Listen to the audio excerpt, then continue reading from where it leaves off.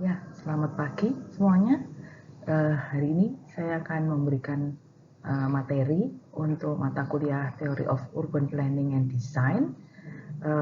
Materi yang pertama ini mengenai sejarah perkembangan kota. Jadi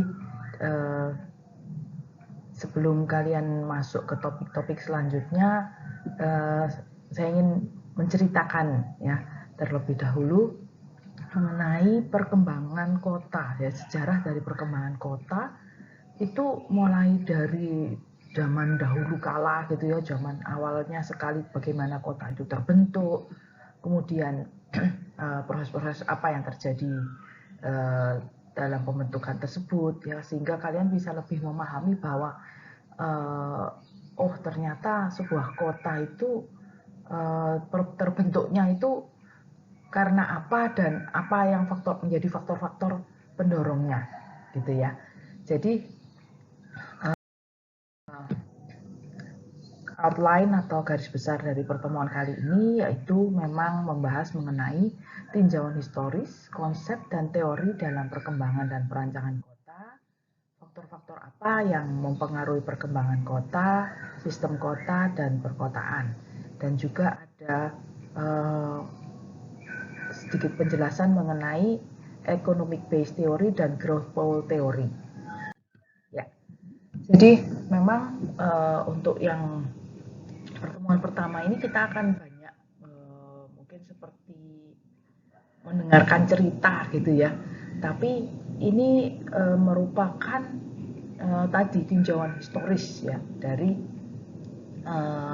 terbentuknya sebuah kota atau sistem perkotaan itu. Oke, saya akan mulai. Jadi mulai dari zaman yang kita istilahkan dengan prehistorik gitu ya, zaman prasejarah gitu. Nah, kalian mungkin sudah mendengar sebagian dari cerita-cerita ini, bagaimana dulu di zaman tertentu orang hidup gitu ya. Tetapi tetap kita perlu mereview lagi gitu ya. Karena ini merupakan tadi tinjauan historis awal terbentuknya sebuah kota. Oke, jadi kita masuk ke slide yang saat ini kita lihat ya. Di sebelah kiri ada semacam tahapan gitu ya, tahapan bagaimana kehidupan manusia di zaman mulai dari zaman awal sekali, zaman prasejarah sampai ke masa sekarang dan bahkan untuk yang in the future kira-kira seperti apa perkembangannya nanti ya. Nah, di zaman prasejarah ini atau yang dikenal dengan Paleolitik era ya, bukan area maaf, Paleolitik era itu seperti yang kita ketahui manusia zaman purba atau zaman prasejarah ini mereka tinggal di gua-gua, mereka menjadikan pohon sebagai tempat berlindung dan sifatnya masih nomaden ya, maksudnya berpindah-pindah. Jadi manusia zaman dulu itu sebetulnya belum punya rumah gitu ya. Kalaupun mereka tinggal di gua-gua itu pun hanya sementara saja karena itu hanya menjadi seperti tempat mereka berlindung gitu ya. Tempat mereka berlindung dari cuaca maupun dari serangan makhluk lain, dalam hal ini misalnya binatang buas gitu ya. Nah, jadi mereka belum mengenal peradaban, mereka hanya hidup sebagai apa ya, istilahnya seperti naluri survival gitulah kira-kira ya. Bagaimana mereka bertahan terhadap cuaca, terhadap binatang buas, terus cari makannya gimana gitu ya. Nah, Paleolitik ini juga dikenal sebagai zaman batu ya. Nah, zaman batu ini ada dua, zaman batu tua dan batu muda, kira-kira seperti itu ya, apa definisi sederhananya. Jadi zaman batu tua atau old stone era ini disebut paleolitik. Kalau yang new stone itu neolitik ya. Nanti kita akan melanjutkan ke neolitiknya. Nah, jadi kehidupan di zaman paleolitik ini dimulai dari yang disebut dengan hominid. Hominid ini ya maksudnya manusia gitu ya, cuma manusianya memang agak berbeda gitu ya tampilannya gitu dengan manusia zaman sekarang ya. Jadi untuk manusia pertama ini diperkirakan gitu ya, munculnya sekitar 4,5 juta tahun yang lalu. Nah, mereka tinggal di gua atau di huts ya, di pondok-pondok yang terbuat dari kayu dan kulit binatang ya. Jadi awalnya tinggalnya di gua. Kemudian dengan berkembangnya waktu mereka bisa mulai mengenal alat. Jadi kalau awalnya tadi mereka itu hidup langsung dari alam ya, pokoknya mereka ada menemukan tempat yang bisa untuk jadi tempat berlindung ya, mereka berlindung gitu ya. Tapi kemudian setelah mereka mulai mengenal alat, mereka mulai bisa memahat batuan gitu ya, menjadi alat atau senjata. Nah, itu mereka mulai bisa mengolah gitu ya. Misalnya binatang yang ditangkap, yang diburu itu tadinya cuma dimakan doang, terus mulai dijadikan baju gitu ya, jadikan pakaian. Karena ada alatnya. Kalau nggak ada alatnya kan susah juga gitu ya. Nah, terus juga selain batuan ini dijadikan sebagai senjata, juga sebagai alat untuk memotong kayu, tulang, dan sebagainya. Nah, jadi kalau tadinya mereka hanya hidup berkelompok berdasarkan keluarga, gitu ya, berdasarkan keluarga, maka dengan berkembangnya waktu mereka mulai membentuk kelompok yang lebih besar ya, walaupun masih kecil juga sebetulnya, tapi udah lebih besar daripada yang awalnya cuma sekeluarga inti gitu ya. Sekarang mereka ya karena keluarganya juga semakin membesar, jadi mungkin sudah anaknya tambah banyak, mungkin anaknya menikah gitu ya.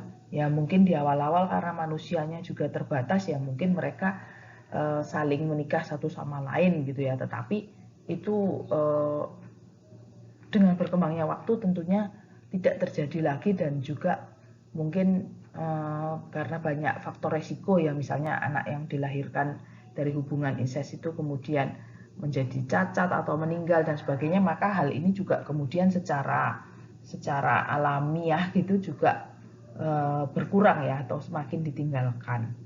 Nah, jadi di sini mereka membentuk suku yang menjadi anggota keluarga, maksudnya berasal dari keluarga yang sama. Kemudian mereka hidup sampai sekitar 35 tahun karena iklim dingin dan penyakit umum. Jadi maksudnya usia harapan hidup orang-orang ini itu sangat rendah ya. Jadi istilahnya mati dalam usia muda ya, karena waktu itu memang iklimnya kan luar biasa ya, keras gitu. Terus tantangannya juga besar ya, dengan hewan-hewan buas, dengan ya kehidupan yang begitu berat. Belum lagi kalau misalnya ada yang sakit itu nggak ada obatnya gitu ya.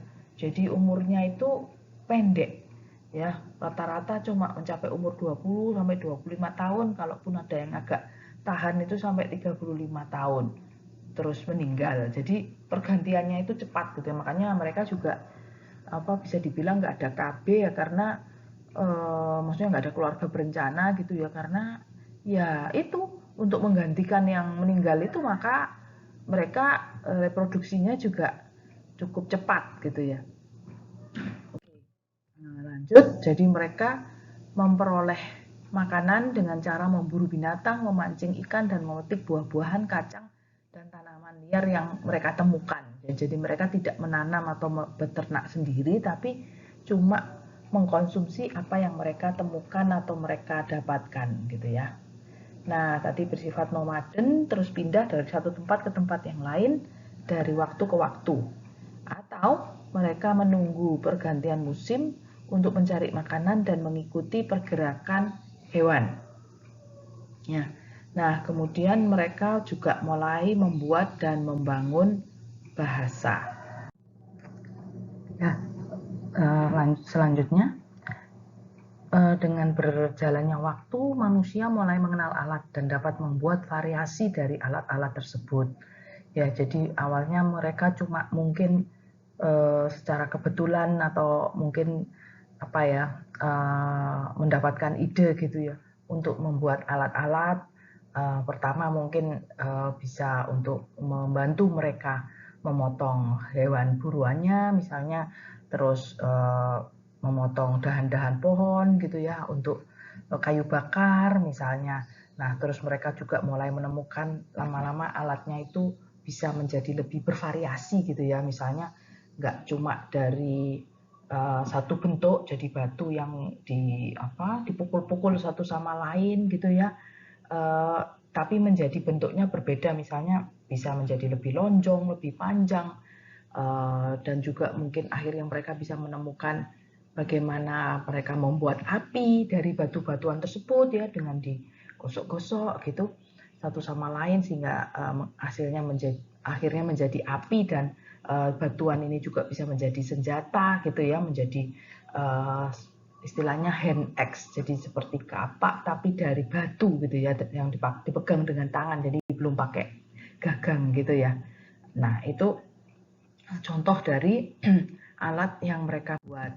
Nah, kemudian begitu mereka mulai bisa menemukan alat dan api, kehidupannya mulai jauh lebih maju ya. Mereka bisa membuat pakaian untuk melindungi tubuh mereka sehingga nggak terlalu maksudnya tidak cepat mati gitu ya, kasarannya itu nggak cepat mati karena lebih bisa bertahan gitu ya terhadap cuaca, terhadap mungkin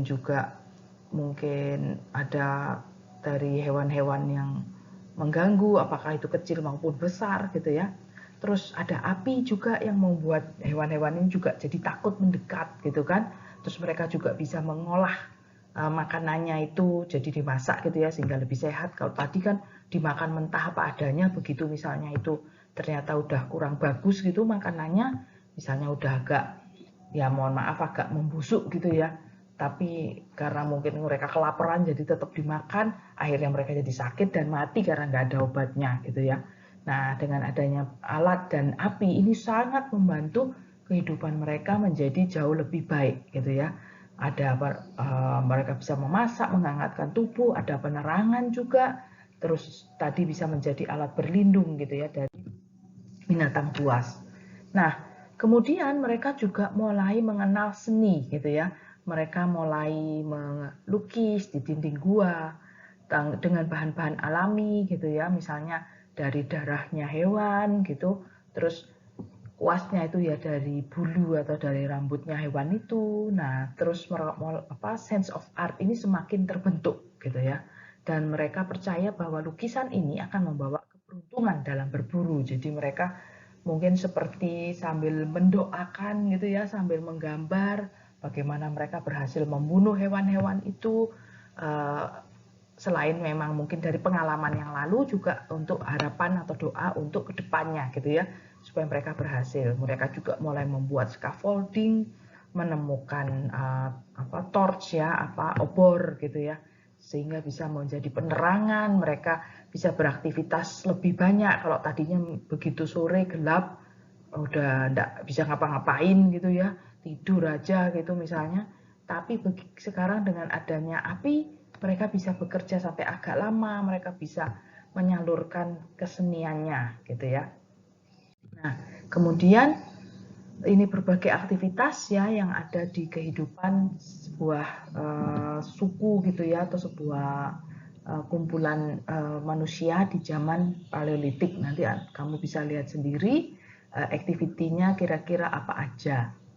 Nah, kemudian zaman terus berlangsung gitu ya, yang tadi sudah saya sebutkan, zaman Neolitik atau New Stone Era atau New Stone Age gitu ya. Nah, ini dimulai sekitar 12.000 sampai 4.000 tahun yang lalu. Jadi eranya ini cukup panjang ya, ribuan tahun gitu ya, karena memang istilahnya evolusinya itu berjalan dengan cukup lambat gitu ya. Nah, di zaman Neolitik ini manusia tidak lagi food gathering ya, maksudnya cuma mengumpulkan atau mengambil apa yang mereka temukan, mereka dapat dari alam, tapi mereka mulai belajar untuk memproduksi makanannya ya, dengan cara bertani dan beternak. Jadi mereka mulai menemukan bahwa kalau ada tanaman saya tanam terus tumbuh, itu menghasilkan produknya gitu ya, apakah itu buah atau bijinya gitu, itu bisa saya makan gitu ya. Terus mereka belajar bagaimana mereproduksikan tanaman dan hewan ini ya, supaya bisa bertumbuh berkembang biak gitu. Dan ini juga merupakan satu tahapan yang menjadi big changes gitu ya, to human lifestyle. Nah, di sini mereka mulai ada yang namanya surplus. Surplus itu maksudnya kalau tadinya itu mereka cuma mendapatkan makanan dari apa yang ada, jadi mereka lapar, mereka cari makan, terus dimakan secukupnya, tidak bisa disimpan karena tidak akan bertahan lama, misalnya daging gitu ya, daging hasil buruan, entah itu mereka memakan gajah atau mamut atau hewan yang besar lainnya, begitu itu beberapa hari busuk gitu ya, nggak bisa disimpan, nggak bisa diawetkan, mereka harus cari lagi, memburu lagi gitu misalnya. Tapi dengan mereka bisa mulai menemukan cara food producing ini, wah ini satu kemajuan yang luar biasa. Mereka bisa ada surplus gitu ya, jadi mereka tidak perlu sering berpindah-pindah lagi untuk menemukan makanannya, mereka bisa stay di satu tempat dan mendapatkan food dari apa yang mereka kerjakan itu gitu ya. Terus karena kehidupan sudah menjadi semakin baik ya, maksudnya makanan udah mulai berlebih, bisa diawetkan dengan adanya api, bisa dimasak itu, maka terjadi juga pertumbuhan penduduk. Kalau tadinya itu seperti patah tumbuh hilang berganti gitu ya, maksudnya misalnya yang begitu umur 25 lewat habis gitu, udah ada langsung digantikan dengan yang kecil-kecil gitu ya, yang baru dilahirkan, yang anak-anak gitu ya. Nah, tapi sekarang usia harapan hidupnya menjadi lebih panjang, maka terjadi pertumbuhan penduduk. Maksudnya satu suku itu langsung bisa agak banyak gitu ya. Kalau tadinya relatif jumlahnya itu kecil plus minus gitu ya, sekarang bisa semakin banyak. Bisa semakin banyak, terjadi pertumbuhan penduduk, ada pembagian kerja. Ya, ada pembagian kerja juga, misalnya ada yang memiliki skill lebih untuk memasak misalnya, atau bertanam, bercocok tanam ya, bertani atau beternak. Nah, itu mulai ada pembagian kerja. Jadi ada yang jadi petani, menjadi peternak, ada yang tinggal di rumah untuk memasak, ada yang bagian bikin rumah, bikin kandang dan sebagainya gitu ya. Nah, kemudian dengan berjalannya waktu mereka mulai merasakan bahwa perlu ada ini ya, istilahnya need to organize, perlu ada tata pemerintahan. Jadi maksudnya perlu ada yang menjadi seperti ketua suku gitu ya, ada yang memang menjadi tentaranya gitu atau anak buahnya gitu ya. Nah, itu berkembang gitu. Nah, terus juga mulai ada pertumbuhan atau perkembangan secara budaya ya, cultural change. Jadi mulai ada, mereka melihat bahwa kalau yang menjadi pemimpin itu misalnya kedudukannya lebih tinggi. Kalau tadinya kan sama aja, egaliter gitu ya. Ya semua sama-sama pokoknya cari makan, cari hidup gitu ya. Sehingga ada yang mengatakan juga bahwa di zaman tadi yang paleolitik itu seperti mereka hidup seperti di zaman komunisme, tapi komunisme yang prehistorik gitu ya. Zaman masih basic banget gitu. Jadi mereka hidup bersama itu ya untuk keperluan bersama semua gitu ya. Jadi semua sama, nggak ada yang lebih kaya, nggak ada yang lebih miskin, semua ya pokoknya kebutuhannya tercukupi gitu. Nah, tapi di sini mulai ada ketidaksamaan. Jadi mulai ada posisi yang dianggap lebih hebat, ada yang menjadi lebih kaya karena ternaknya lebih banyak gitu ya dibandingkan yang kelompok yang lain misalnya.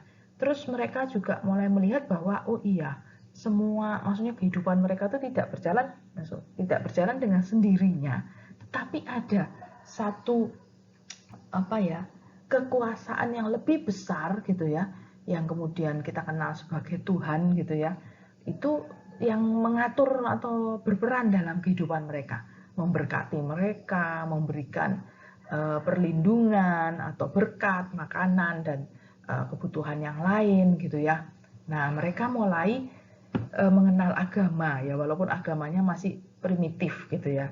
Nah, terus mereka juga berkembang ilmunya untuk membuat alat yang berbahan metal atau yang disebut dengan Bronze Age gitu ya, atau zaman tembaga. Jadi kalau tadinya mereka cuma pakai alat dari batu, sekarang mereka menemukan unsur logam. Jadi mereka menemukan bahwa ada mineral-mineral tertentu yang mereka bisa olah menjadi keperluan mereka, menjadi senjata, menjadi tools gitu ya, untuk pertanian misalnya, untuk mencangkul atau untuk menebang pohon misalnya. Nah, itu yang mereka temukan. Nah, jadi orang Neolitik ini belajar cara menanam misalnya biji-bijian gitu ya, sereal, dan untuk pertanian dan menjinakkan hewan gitu. Jadi teknologinya semakin maju gitu ya.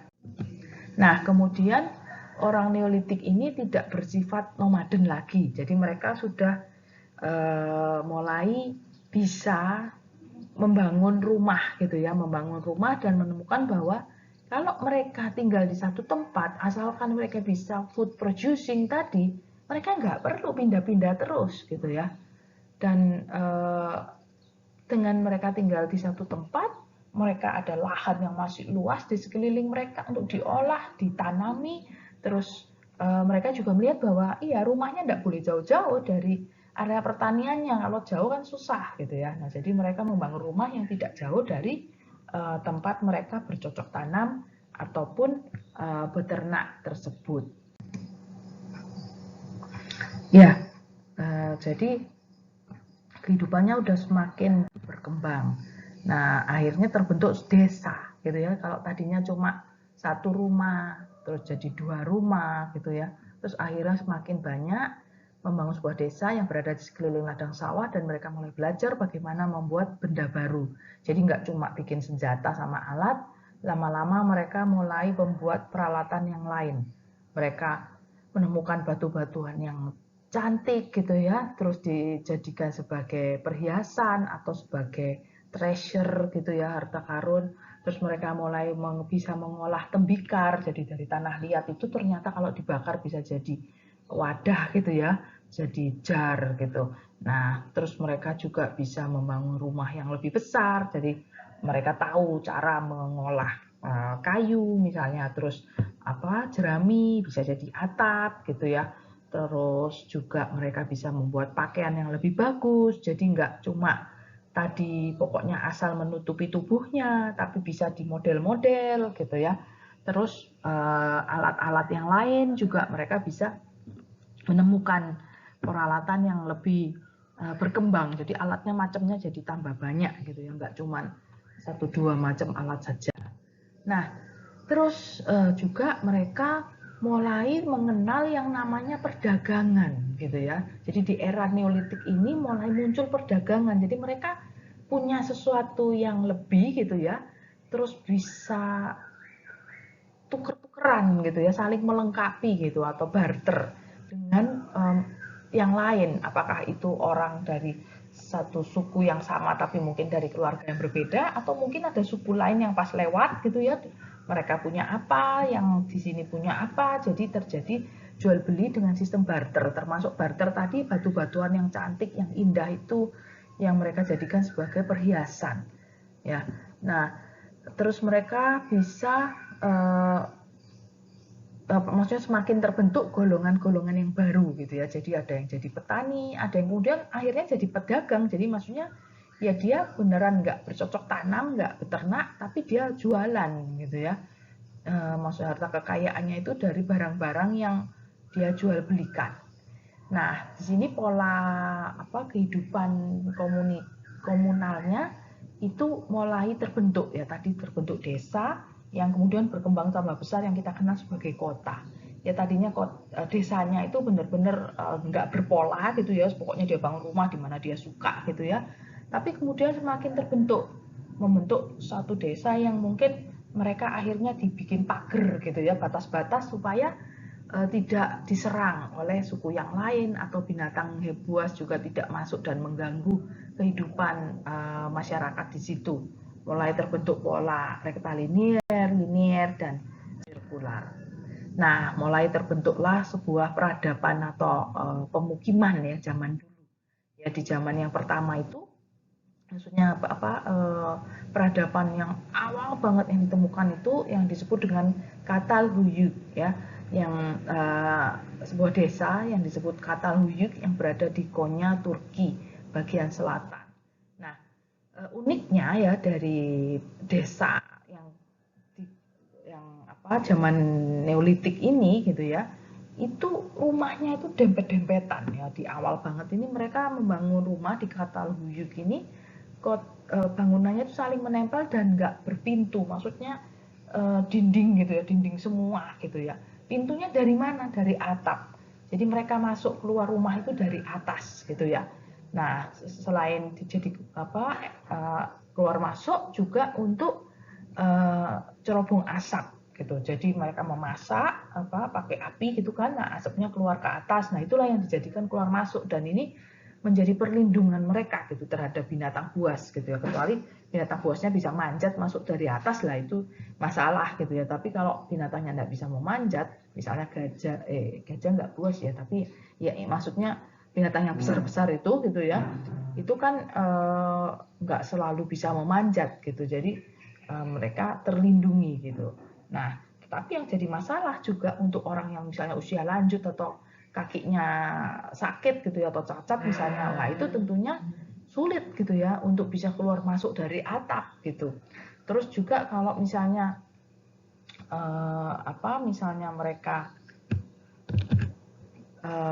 misalnya mereka rumahnya gitu ya, kebetulan posisinya agak di tengah gitu, terus mereka keluar, mereka mau pergi ke ke lingkungan sekitarnya gitu ya, mau berburu misalnya, nah itu mereka harus melewati atap rumah-rumah yang lain gitu ya. Jadi jalannya agak jauh sampai dia bisa turun ke bawah, ke tanah gitu ya, ke ground gitu. Nah, ini uniknya peradaban di situ. Jadi rumahnya itu dempet-dempetan dan pintunya itu ada di atap ya. Nah, di zaman ini mereka mulai mengenal guci, keramik, dan bahan yang digunakan untuk kaca. Jadi mereka bisa membuat ini gitu ya. Nah, terus bentuknya itu kira-kira seperti ini gitu ya, rumahnya itu dari tanah liat gitu ya, karena zaman dulu kan belum ketemu semen gitu ya. Tanah liat dibentuk terus dikeringkan. Nah, pintunya atau lubangnya itu dari atas gitu ya. Kalau malam ditutup, terus ya tangganya mereka buat dari kayu gitu ya. Nah, ini kehidupan di zaman dulu. Jadi bisa dibayangkan ya, ventilasi dan pencahayaannya sangat minim gitu ya. Memang ada jendela, kadang ada jendela dibuat gitu ya, tapi kecil gitu. Ya karena kalau kebesaran nanti dimasukin sama hewan buas atau musuhnya. Itu.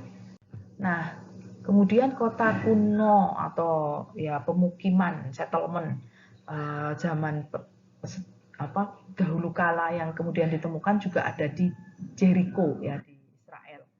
Ancient Jericho. Nah, Ancient Jericho ini ada di Palestina, terus merupakan pemukiman di era Neolitik. Nah, Jericho ini menjadi kota tertua yang masih ditinggali hingga saat ini. Jadi kalau tadi kata Huyuk itu lebih ke desa gitu ya, karena cuma sekumpulan beberapa rumah gitu. Kalau Jericho ini kota ancient ya, kota kuno banget gitu ya. Nah, dikatakan sini terbentuk dari 20 pemukiman yang beruntung, jadi seperti ada 20 distrik itu di dalamnya. Terus mereka, uniknya Jericho ini, mereka dikelilingi tembok dan menara ya. Kalau yang beragama Nasrani, Kristen atau Katolik itu pasti mengenal cerita tentang tembok Jericho. Nah, ini beneran memang ternyata yang ditemukan gitu ya, bahwa kota jadi dari reruntuhan zaman dahulu kala ini, kota Jericho itu memang luar biasa gitu ya, dikelilingi oleh tembok yang tinggi dan besar gitu, dan menjadi kota yang sangat kuat gitu ya. Makanya waktu kalau kita di Alkitab gitu ya, itu bangsa Yahudi atau bangsa Israel ini, mereka sampai perlu usaha yang sangat keras gitu ya untuk masuk atau menyerbu. Jadi bangsa Israel waktu itu di zamannya Yosua itu perlu usaha keras untuk masuk dan menghancurkan atau merebut kota Jericho ini. Nah, kota Jericho ini ya karena dia cukup kuat dan merupakan kumpulan dari banyak istilahnya banyak pemukiman gitu ya, atau kumpulan dari desa-desa lah gitu ya. Maka jumlah penghuninya itu cukup banyak ya, 1000 sampai 1500 orang. Terus lokasinya di dekat tepi barat Sungai Yordan, dan saat ini penduduknya sekitar 20.000 jiwa. Jadi kota Jericho yang ada saat ini tentunya udah jauh lebih berkembang daripada ancient Jericho pada saat itu. Tapi pada saat itu pun ya, kota Jericho ini udah termasuk satu kota dan peradaban yang sangat maju gitu ya. Nah, terus di zaman Neolitik ini juga orang mulai mengenal yang mengenal kekuasaan tadi yang disebut dengan hegemoni nih ya, berebut hegemoni. Jadi mereka mulai kayak punya keinginan untuk menguasai kelompok lain atau pemukiman lain yang dianggap lebih hebat gitu ya, lebih bagus, lebih kuat, lebih kaya atau lebih punya fasilitas gitulah ya. Mereka ingin menguasainya gitu. Jadi saling terjadi perebutan kekuasaan dan pemusatan kekuasaan. Jadi yang tadinya mereka tinggal di satu kelompok saja, mulai ada kelebihan sehingga satu kelompok menjadi lebih kuat daripada kelompok yang lain. Nah, terus kelompok-kelompok ini saling menyerang gitu ya, mulai timbul saling serang satu sama lain, terus menguasai gitu ya kelompok yang lebih lemah gitu. Kelompok yang lebih lemah dianeksasi itu dikuasai sehingga akhirnya terbentuk satu kayak kelompok di mana di dalamnya terdiri dari beberapa kelompok gitu ya. Kelompok yang lebih kecil dan ada satu kelompok yang lebih kuat yang menjadi penguasa. Nah, ini mulai terbentuknya gitu ya, tadi pemerintahan, kekuasaan gitu ya. Terbentuk ada kelompok yang kalah atau kelompok yang lebih lemah dan kelompok yang kuat yang menjadi penguasa. Nah, terus di sini itu diikuti dengan bentuk bangunan atau penataan kotanya gitu ya. Nah, bangunannya tadinya mungkin sama semua gitu ya, seragam rumahnya itu modelnya kayak gitu. Nah, dengan adanya semakin ada yang lebih kaya, mulai ada yang lebih berkuasa, lebih kuat, mereka ingin menunjukkan bahwa aku lebih hebat dari yang lain. Mereka bangun rumah yang lebih kokoh gitu ya, lebih cakep gitu. Terus yang menunjukkan kekuasaannya itu dan menjadi pusat pemerintahan akhirnya. Nah, kemudian ada beberapa settlement atau pemukiman kuno yang lain yang ditemukan juga, yang diantaranya disebut Aosta ya. Ini ada satu kota kecil namanya Aosta di Italia gitu ya.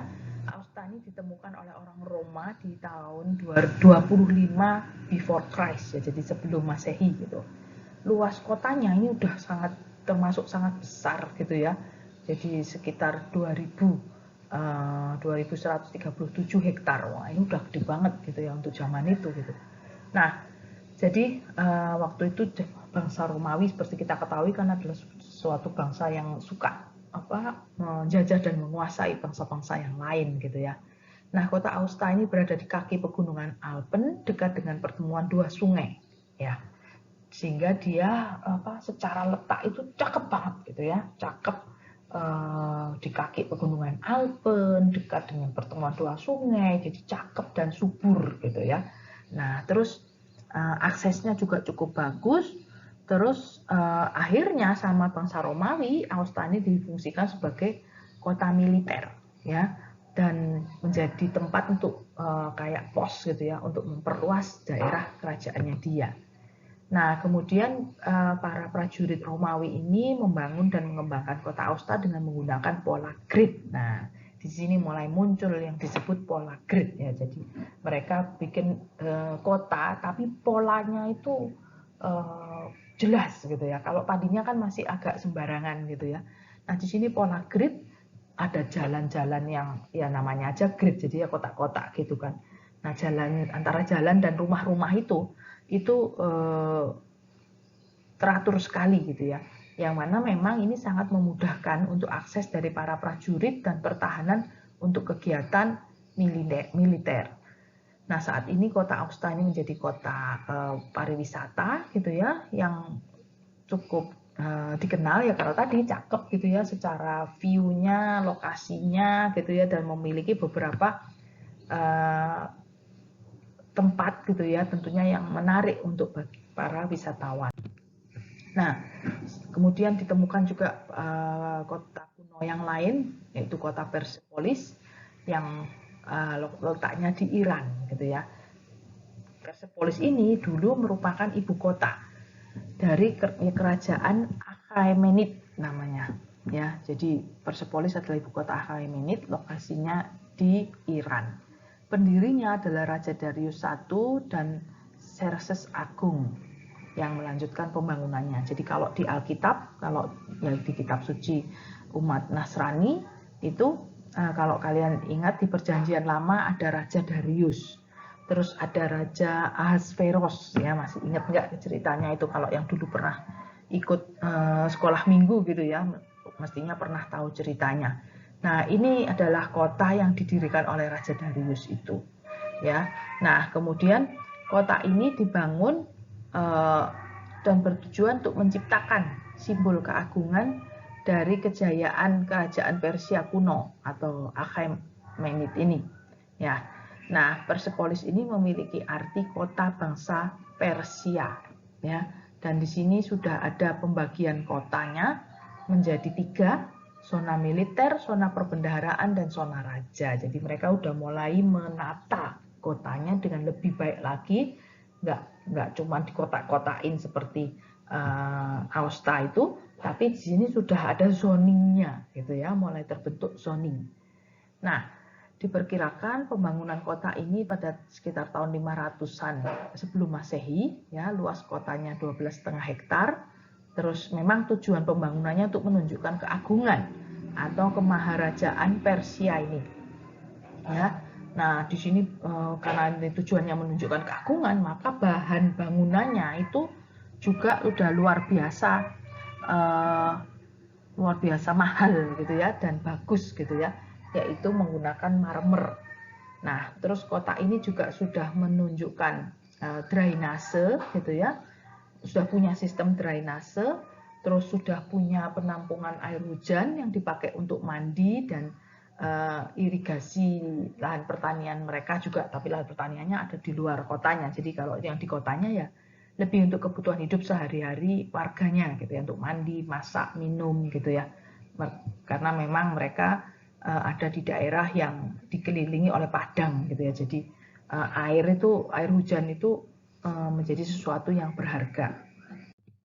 Nah, kemudian ada juga ditemukan kota lain yang disebut Timgad ya, atau Tamugadi. Ini merupakan salah satu pemukiman Romawi. Ini letaknya di Afrika Utara. Ditemukan tahun 1765 oleh James Bruce dari Skotlandia. Nah, lagi-lagi ini adalah kota Romawi ya, mirip seperti Aosta tadi. Ya, tujuan pembangunannya memang untuk memperluas kerajaan Romawi, jadi menjadi seperti kota untuk pos gitu ya, untuk perjalanan atau penguasaan selanjutnya gitu ya dari tentara Romawi ini. Nah, kemudian Timgad ini dibangun jadi kota pensiunan. Maksudnya pemerintah Romawi itu menyediakan kota ini dengan berbagai fasilitas yang luar biasa gitu ya, untuk para pensiunan tentara Romawi. Jadi waktu itu pemerintah Romawi ini, jadi kaisar itu punya kebijakan bahwa supaya orang mau jadi tentara yang kemudian disuruh perang gitu ya, disuruh pergi ke daerah-daerah untuk menguasai wilayah-wilayah lain, maka diiming-imingin gitu.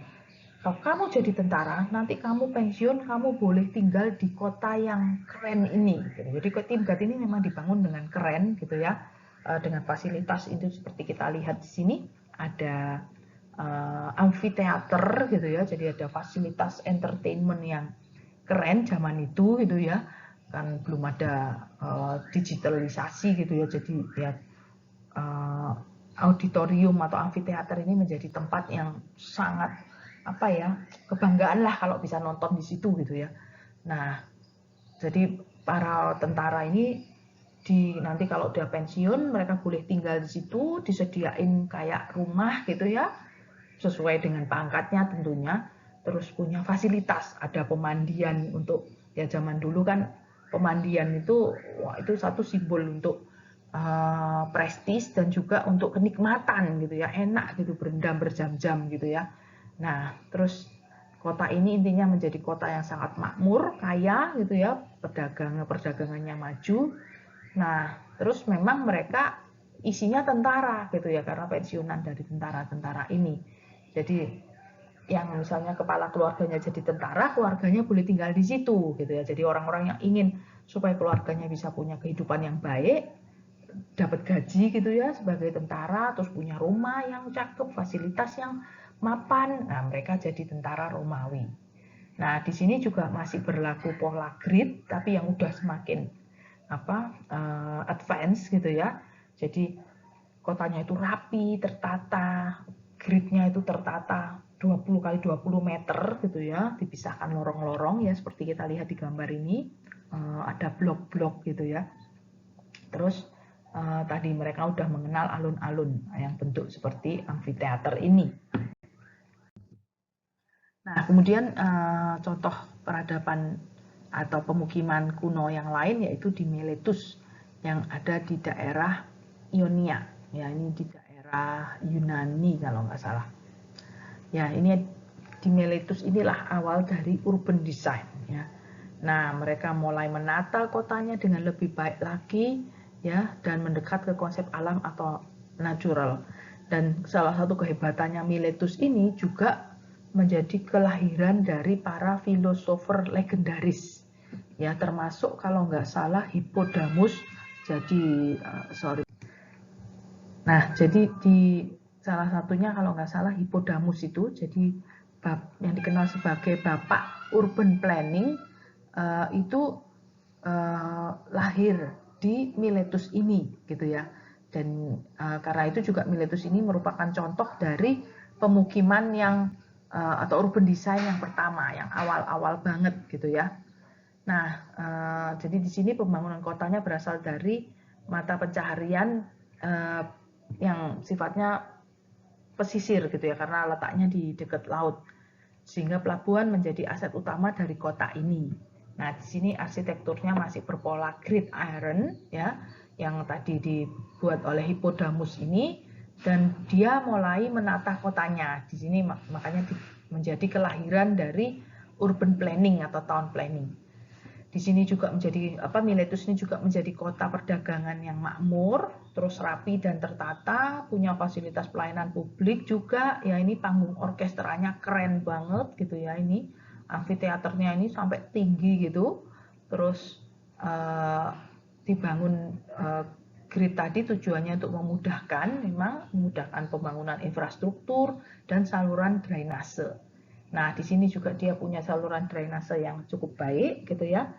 Dan sudah dibedakan. Nah, ini hebatnya, membedakan antara sistem pembuangan dan saluran air bersih. Jadi kalau tadinya drainase mungkin lebih untuk air hujan gitu ya.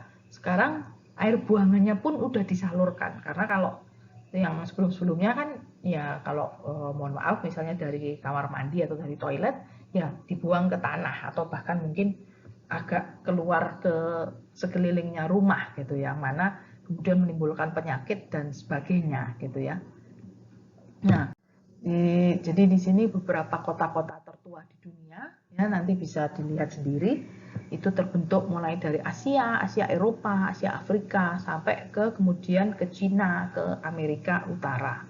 Ya Amerika tapi baru agak belakangan lagi gitu ya, yang lebih tahunnya lebih muda. Nah, kemudian di sini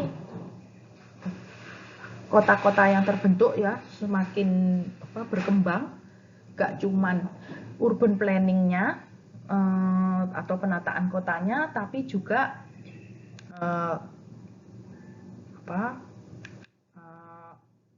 keseniannya. Jadi maksudnya kotanya itu enggak cuma dibuat teratur, tertata, fasilitas infrastrukturnya bagus, tapi juga indah gitu ya, cantik. Nah, contohnya di Italia ini terutama ya, di kota Florence. Jadi mulai ada detail kota yang indah. Dia berbentuk yang namanya piazza ini ya, alun-alun gitu ya. Misalnya di Florence, di Venice gitu ya. Terus juga di Roma. Nah, ini mulai terbentuk kota-kota yang tidak hanya tertata rapi, infrastruktur lengkap, tapi juga cantik dan indah gitu ya. Ya, jadi di abad pertengahan ini kota-kota dibangun dengan detail yang indah. Mereka mulai membangun taman gitu ya, terus menara dan patung-patung. Nah, jadi kita lihat ini sudah masuk ke abad pertengahan ya, abad ke-11 sampai abad ke-13. Nah, di sini mulai ada kebutuhan yang lebih gitu ya, bukan sekedar berdagang atau sekedar hidup dan menjadi kaya gitu, tetapi juga ada nilai seninya gitu. Nah, misalnya di sini Florence itu kemudian berkembang menjadi tempat kedudukan dari kekuatan politik. Terus sementara Venice gitu karena dia lebih dekat ke laut gitu ya, itu tumbuh menjadi pusat perdagangan dunia pada zaman itu. Terus ada juga kota Siena ya yang terbagi menjadi beberapa kelompok politik ya yang disatukan oleh sebuah piazza berbentuk kerak yang disebut Piazza del Campo. Jadi ini cakep banget gitu ya. Kalau kalian nanti punya kesempatan, pergilah ke kota-kota ini untuk belajar tentang peradaban zaman dulu, bagaimana mereka arsitekturnya gitu ya, dan urban design-nya. Nah, termasuk Paris juga salah satu kota kuno yang kemudian tumbuh menjadi pusat perdagangan dunia.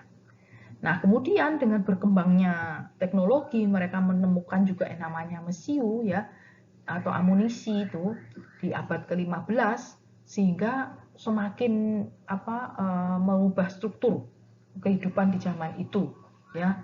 Jadi kota-kotanya mereka bangun tembok yang letaknya agak jauh dari tempat pemukiman warga kotanya. Karena apa? Senjatanya sekarang bukan cuma dari batu yang cuma bisa dilempar gitu atau panah gitu ya yang daya serangnya itu terbatas.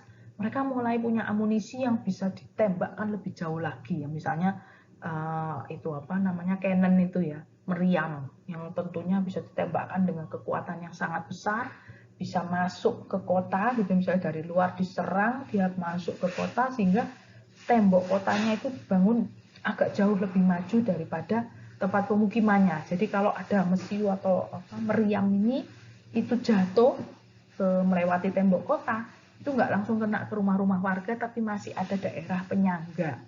Nah, itu fungsinya seperti itu. Nah, di sini pemikiran-pemikiran orang juga semakin berkembang gitu ya, mulai mengutamakan rasio dan kekuatan secara manusia gitu ya. Nah, ini Venesia, keren banget kan? Jadi waktu itu penataannya dan sampai sekarang pun penataan kotanya relatif nggak berubah karena waktu itu penataan kotanya udah keren banget gitu ya. Tentunya arsitekturnya juga keren sekali gitu. Jadi kalian bisa banyak sekali belajar dari kota-kota kuno ini gitu ya. Apalagi yang masih bertahan sampai sekarang gitu. Jadi masih kepake gitu. Teknologinya itu benar-benar sangat terpakai. Nah, kemudian setelah abad pertengahan, kerajaan Romawi udah runtuh, kota-kotanya dihancurkan oleh kaum barbar. Nah, muncul kekuasaan lokal dengan pola kota benteng itu tadi. Ya. Terus abad ke-8 sampai 12, sebagian besar kota di Eropa ini polanya berpusat ke gereja yang dikenal dengan gaya arsitektur Romanesk ya, karena memang waktu itu masih zaman kerajaan Romawi itu luar biasa berjaya gitu ya. Nah, ada dua hal penting pada zaman Renaissance ini, yaitu tadi ditemukannya bubuk mesiu, terus kota benteng ditinjau kembali strukturnya, jadi temboknya agak dijauhin karena mengantisipasi serangan yang menggunakan mesiu atau misalnya meriam ini tadi. Nah, terus berkembang zaman Renaissance ya, zaman kebangkitan kembali setelah Dark Ages gitu ya. Zaman dulu kan ada zaman kegelapan, nah setelah itu muncul Renaissance, kebangkitan kembali, seni itu menjadi flourishing gitu ya, berkembang dengan baik. Nah, kota-kota yang tumbuh di zaman pertengahan ini sampai sekarang sebagaimana kita ketahui itu menjadi kota yang terkenal di dunia ya. Florence, Venice, Paris itu menjadi kota yang sangat indah ya. Jadi kalian kalau bisa gitu ya rencanakanlah ya, moga-moga ini pandemi tidak berkepanjangan jadi kita bisa bepergian lagi dan bisa melihat menikmati kota-kota kuno yang luar biasa ini. Nah, kemudian tadi sudah disinggung bahwa setelah Renaissance ini rasio manusia itu semakin berkembang, semakin meningkat kekuasaannya, ya sehingga pembangunan kota juga mengikuti rasio itu, ya kota mulai dibangun dengan pola geometris yang semakin berkembang lagi gitu ya, kota segi empat. Ini beberapa konsep yang dikembangkan pada zaman itu, ya. Terus abad ke-18, nah mulai seperti kita ketahui, kalian masih ingat ada James Watt yang menemukan mesin uap ya sekitar tahun 1700-an sekian atau abad ke-18. Nah, dengan ditemukannya mesin uap ini mulailah yang disebut dengan revolusi industri. Nah, kalian masih ingat dulu pelajaran sejarah di SMP, SMA ya, revolusi industri. Setelah revolusi industri ini, maka perkembangan peradaban umat manusia itu langsung eksponensial gitu ya. Teknologinya maupun jumlah penduduknya ya, karena kehidupan sudah semakin mapan, semakin maju, ada teknologi-teknologi, maka umat manusia juga semakin berkembang ya. Nah, dampaknya tentunya mulai makin macet ya, orangnya tambah banyak, masing-masing punya kendaraan gitu ya, tambah lebih ruwet gitu. Terus mulai muncul juga gangguan keamanan, polusi udara, dan gangguan penyakit. Nah, ini yang nggak enaknya gitu ya, sisi negatifnya gitu. Dan karena ada mulai terbentuk kota-kota industri, maka mulai terjadi yang disebut urbanisasi gitu ya. Nah, dari kota-kota orang pengen kerja di dari desa orang pengen kerja di kota gitu ya. Dari desa ke kota, terus dari pusat kota, karena pusat kotanya ini lama-lama industrinya itu semakin berkembang, semakin polusi gitu ya, kotor, terus limbahnya ya, tentunya namanya industri pasti menghasilkan limbah dan mereka masih bingung limbahnya dikemanain, akhirnya menjadi tidak nyaman untuk ditinggali gitu kan, karena kotor, bau dan sebagainya ya. Apalagi zaman itu kan banyak industrinya itu seperti industri logam yang menggunakan bahan bakar batu bara yang polusinya luar biasa gitu ya. Nah, akhirnya orang memilih tinggalnya itu agak jauh, minggir gitu ya, supaya menjauhi polusi ini. Nah, di akhir abad ke-18 mulai dibuat unit-unit rumah percontohan. Terus akhir abad 19 mulai muncul gerakan anti revolusi industri atau disebut aliran romantik. Nah, ini mereka mulai sumpek gitu ya dengan industri yang bikin kehidupan memang secara teknologi lebih maju, tapi secara kualitas mengalami penurunan karena polusi, jadi orang jadi sakit ya, pernapasan terganggu, terus juga karena limbah itu orang jadi terganggu kesehatannya gitu kan. Nah, mulai muncul aliran anti revolusi industri. Nah, jadi di masa ini mulai muncul konsep kota baru, ya misalnya Garden City gitu ya. Terus juga pandangan filosofis dalam perencanaan kota semakin berkembang ya, dengan konsep folk, place, work gitu. Jadi konsep-konsep urban design-nya ini semakin berkembang ya. Nanti kita akan lihat lebih lanjut tentang konsep-konsep ini. Nah, jadi di abad 18 ini kota-kotanya banyak berkembang menjadi kota industri ya, ada di mana-mana, di Inggris, di Amerika, di Perancis, di Rusia gitu ya, contoh-contohnya seperti di slide ini. Nah, ini Garden City-nya Howard, terus Radiant City-nya Corbusier gitu ya. Ini nanti bisa kita pelajari lebih lanjut. Nah, terus dengan semakin berkembangnya waktu, maka berkembangnya zaman, teknologi, ya, mulai terbentuk kota-kota yang semakin modern, ya. Di antaranya contohnya di sini Amsterdam. Amsterdam ini juga kota yang kuno sebetulnya, maksudnya dibangunnya itu di abad mungkin ke-15 gitu ya, atau 14 bahkan. Nah, waktu itu mereka mengalami masalah dengan air karena Amsterdam ini kan Belanda itu kan dekat laut ya, di mana secara topografis dia lebih rendah daripada muka air laut di beberapa titik wilayahnya gitu ya. Sehingga mereka mengalami masalah dengan air. Nah, di situ mereka mulai mengembangkan teknologi kanal-kanal, pembuatan kanal gitu ya. Di mana kanal ini nggak cuma sekedar untuk mengatasi air laut, tapi juga menjadi sarana transportasi untuk masyarakat di dalam kota itu. Jadi menjadi transportasi kota gitu ya, lebih mudah lewat kanal-kanal ini gitu ya.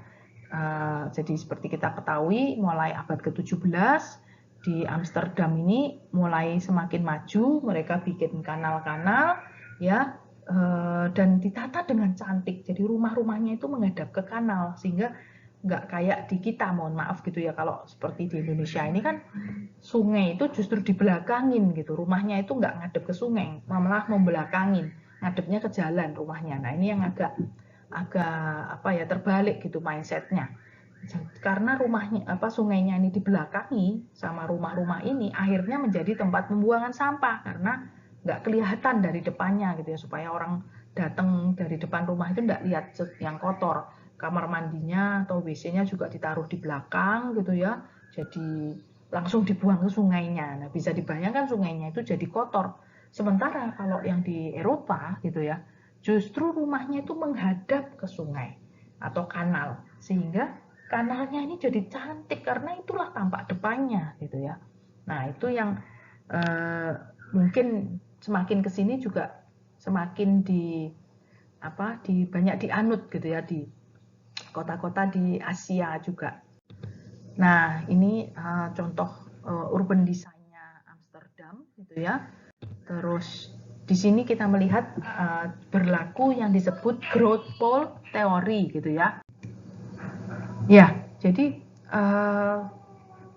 pada saat kita mempelajari kota-kota yang tadi udah saya jelaskan, kita melihat bahwa di sini ada satu pola gitu ya, satu pattern yang kemudian dikenal sebagai teori gitu ya, menjadi satu formula atau teori, yaitu di sini disebut dengan growth pole theory atau teori kutub pertumbuhan ya. Jadi di sini kita melihat bahwa yang namanya growth pole ini kan kutub gitu ya. Jadi awalnya itu ada satu di sini lingkaran yang agak besar ya, yang disebut core industry. Core industry di sini ini tadi khususnya di kota-kota industri itu sangat terlihat gitu ya. Jadi ada satu industri yang core, yang utama, terus kemudian muncul di sekelilingnya itu muncul industri-industri lain gitu ya. Industri termasuk misalnya komersialnya gitu ya. Jadi nggak cuma pabrik, tetapi juga ada komersialnya terbentuk gitu untuk mensupport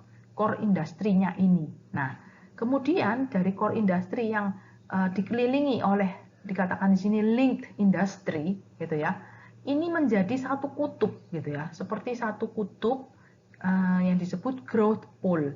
Nah, growth pole inilah yang kemudian memacu pertumbuhan sekelilingnya. Jadi dari satu ada core industry, kemudian diikutin sekitarnya, ya terjadi pertumbuhan kan.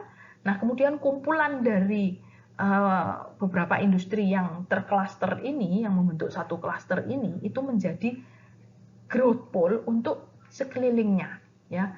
Nah kemudian mulai terbentuk lagi, ada secondary industry, terus secondary industrinya ini punya link industri lagi gitu ya, sehingga terbentuk pole-nya ini tambah meluas gitu.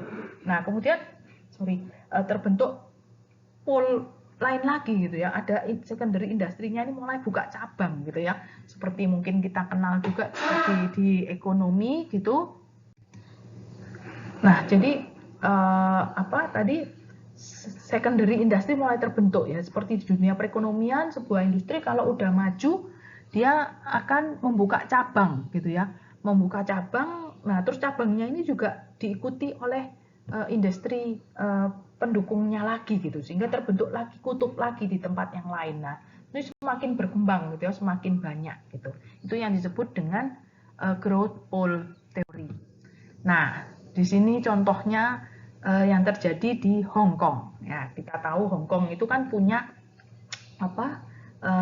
awalnya gitu ya, ada core industry di satu lokasi ya, terutama yang merah-merah itu ya. Nah, kemudian dia membentuk kutub pertumbuhan gitu ya, yang kemudian berkembang dan menjadi meluas ke daerah-daerah lain.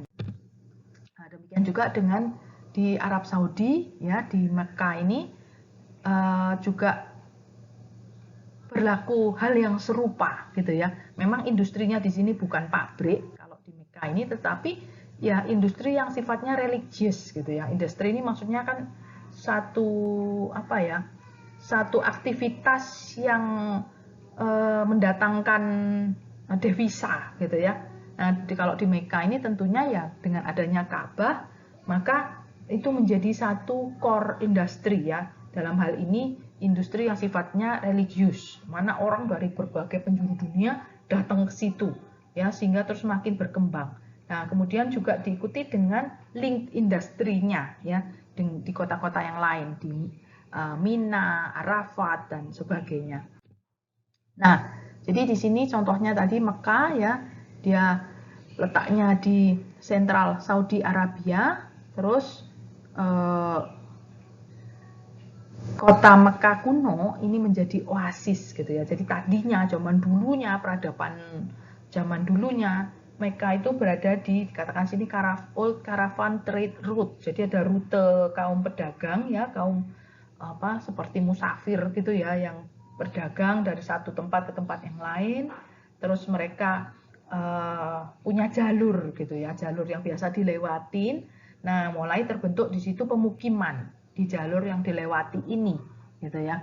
Nah, pemukiman ini kemudian berkembang menjadi kota ya. Tadi itu yang kemudian diketahui bahwa di Mekah ini kan ada satu bangunan yang sangat bersejarah gitu ya, yaitu Ka'bah ini yang didatangi oleh orang dari seluruh penjuru dunia. Nah, jadi di sini kita melihat perbedaan antara kota tradisional dengan kota modern ya. Perbandingannya di sini nanti kalian bisa baca lebih detailnya ya, di resapi gitu ya. Jadi perbedaan antara kota tradisional pra-industri dengan kota modern ya setelah zamannya revolusi industri dari aspek ruang, aspek ekonomi, aspek politik dan aspek sosial budaya. Ya. Jadi misalnya gitu ya, kalau dari aspek ruangannya atau morfologis, kota-kota zaman pra-industri itu disusun dengan memusatkan bangunan simbolis dan publik serta tempat tertentu. Jadi misalnya istana atau sinagog ya kalau di bangsa Yahudi gitu, gedung yang sifatnya religi, kemudian benteng itu ada di satu pusat gitu kan. Nah, terus punya hubungan yang erat dengan lingkungan sekitarnya, wilayah-wilayah dibatasi secara jelas berdasarkan kelompok etnis. Nah, sementara kalau kota modern ya setelah revolusi industri, maka institusi yang menjadi pusatnya itu lebih yang sifatnya mendatangkan devisa itu tadi. Jadi misalnya pabrik atau industri perdagangan ya. Jadi mulai dikenal yang disebut CBD gitu ya, Central Business District. Nah, terus mulai bangun gedung pemerintahan, pencakar langit dan sebagainya ya. Dan hubungan dengan lingkungan yang jauh lewat teknologi komunikasi dan lalu lintas. Mulai ada traffic gitu ya. Dan juga teknologi komunikasi mulai berkembang ya, mulai ada pakai telegram itu, terus pakai telepon ya kemudiannya gitu ya, mulai muncul telepon gitu. Maka kota dan komunikasi antar kota semakin berkembang ya, nanti bisa dibaca lebih detail lagi perbedaannya. Nah, bagaimana dengan di Indonesia? Nah, di Indonesia di sini secara garis besar gitu ya dibagi menjadi 4 periode ini ya menurut Lombard. Jadi periode 1 itu mulai abad ke-3 sampai abad ke-9 ya. Di sini terdapat bukti tulisan di batu dengan model India. Jadi kota-kota di Indonesia itu mulai berkembang dari desa ke kota, kemudian ada hubungan dengan luar gitu ya, dengan orang asing, yaitu dalam hal ini orang India, kemudian juga ada Asia Tenggara yang lain, Cina, terus juga seperti kita ketahui tentunya dari Eropa ya. Nah, kemudian periode kedua abad 9 sampai 15 ya. Ini mulai berkembang pusat pemerintahan di Pulau Jawa seperti misalnya Kediri, Singosari, kita tahu terus zaman Majapahit ya. Zaman Majapahit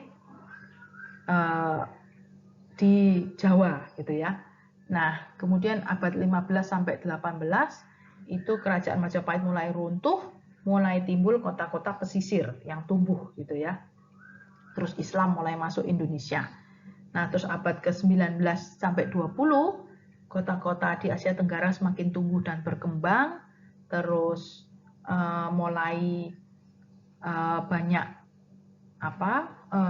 semakin banyak influence dari luar gitu ya, dari barat ya, karena kan Belanda juga udah masuk gitu ya dan menjajah di Indonesia ini mulai 300 tahunan gitu ya, berarti mulai sekitar abad ke-17 itu mereka mulai masuk gitu, termasuk Portugis, Inggris dan sebagainya.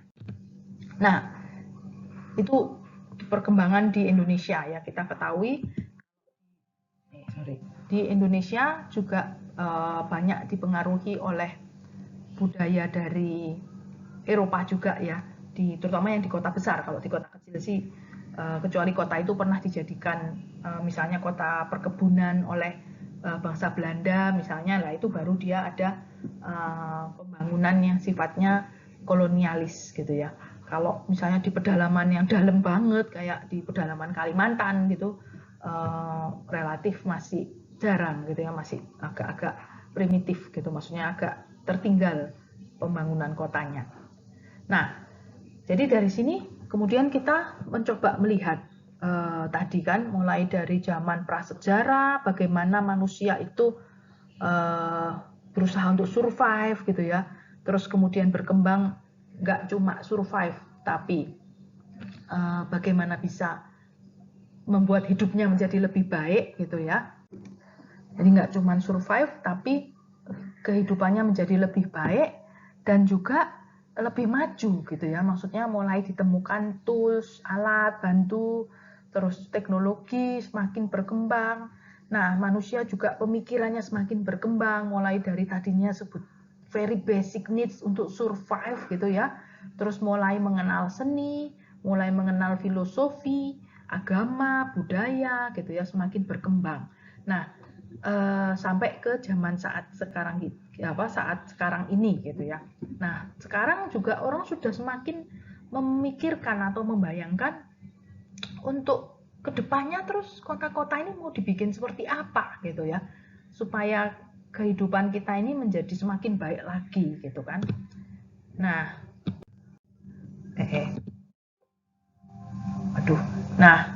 kelewat satu slide. Jadi contoh kota-kota masa depan ya, misalnya seperti yang kalian udah kenal ya, Masdar City gitu kan. Terus ini di Cina ada Forest City gitu ya. Ini nanti kalian bisa lihat di YouTube, ada banyak konsep-konsep kota ini yang sangat keren, bagaimana mereka melihat bahwa sustainable development atau pembangunan berkelanjutan itu sudah satu hal yang tidak bisa dielakkan, sehingga konsep kota-kota masa depan ini seperti Masdar City, Forest City itu sangat mengedepankan sustainability gitu ya. Nah, salah satu pilar dari sustainability ini tentunya ada environment ya, atau environmental pillar gitu ya. Maka aspek green atau environment ini juga menjadi satu pilar yang sangat sangat mendasar gitu ya, dan sangat terlihat juga di perencanaan kota ini ya. Misalnya aspek RTH-nya itu sangat terlihat. Nah, kemudian juga ada beberapa yang memang masih di tahap desain atau tahap mungkin imajinasi gitu ya. Seperti ini misalnya farm scrapers gitu kan. Tapi ada yang benar-benar sudah on construction gitu ya. Nanti kalian bisa coba lihat di YouTube ya. 10 kota masa depan ya, 10 future city gitu. Nanti coba di search gitu ya. 10 future city yang currently under construction.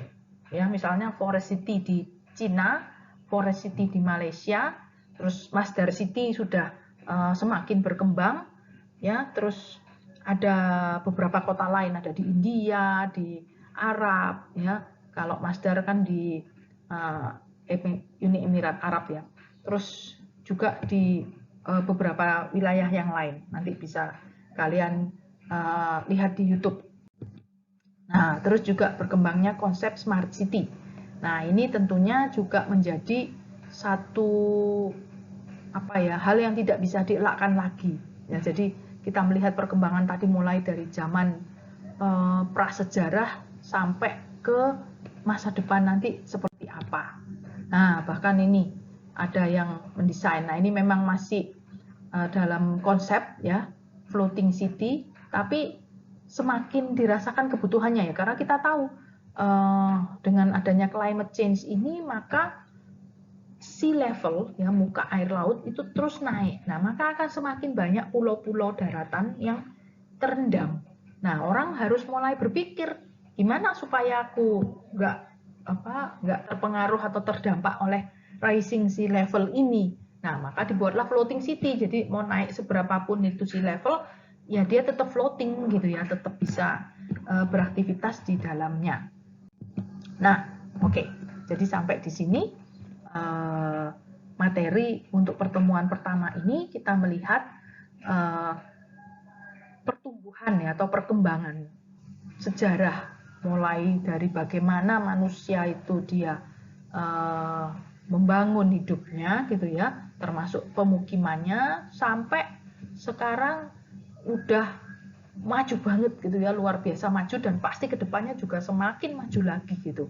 Jadi luar biasa perkembangannya, dan ini menjadi pengantar gitu ya, introduction gitu, supaya kalian bisa memahami nanti untuk kedepannya teori-teori yang mendasari urban design itu seperti apa ya, dasarnya dari